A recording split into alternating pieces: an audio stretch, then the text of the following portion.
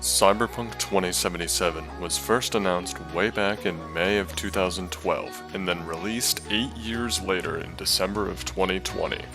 The game's release was a buggy failure, to put it bluntly, but we all know the story already, so I'll spare you from the spiel. If you don't know the story, look it up. Plenty of people have talked about it already. I'm going to review Cyberpunk 2077 in the state that it is in now. I'll start with the main story.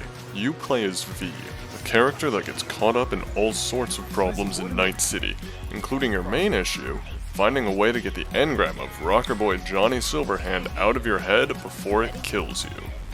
Throughout your story, you meet many different kinds of people, all of whom have different backgrounds, stories, and goals.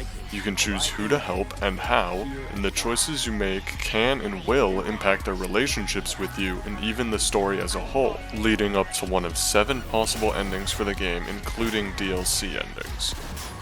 There are lots of types of characters you will meet, including reoccurring characters who can help you in multiple missions, and even some romanceable options. There's also an unbelievable amount of content that's not a part of the main story. There are 88 total gigs, 80 side quests, and 156 NCPD scanner hustles to complete in Night City, which is an unbelievable amount and really makes it feel like there's something to do in every inch of Night City.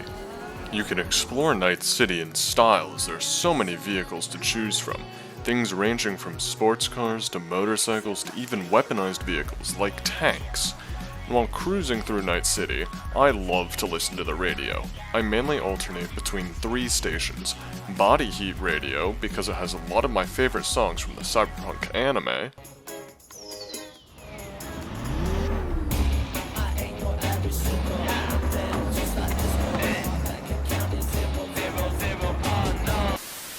Mora Rock Radio, because it has all of Samurai's songs on it, that's Johnny Silverhand's band, and the newest radio station, Growl FM, because all the songs on it are made by real artists who submitted their songs to CD Projekt Red to have them put in the game, which is something that I find really cool.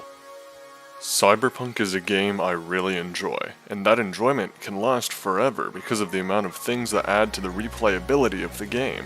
Things like letting you make different builds for your character each playthrough, giving your character a different life path, and trying to get every ending. There are just so many reasons to play the game again and again.